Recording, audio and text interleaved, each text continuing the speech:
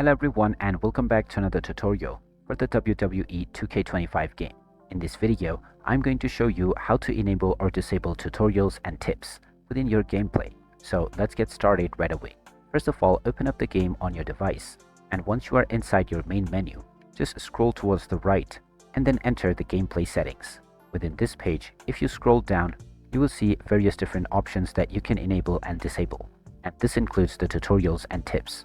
Once you are inside the tutorials and tips menu, you can either choose the on option if you wish to see these within your gameplay, and you can choose the off option if you would like to discover everything by yourself. Now, no matter what option you choose, this will not affect the online play at all.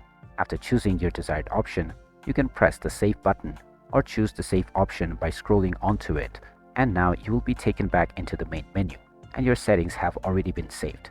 You can now start your desired match type with your chosen tips and tutorials setting.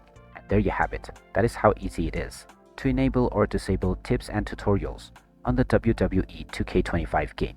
If you find this video helpful, don't forget to hit that like button and subscribe to our channel for more useful tips and tutorials. Thanks for watching, and I'll see you again in the next one.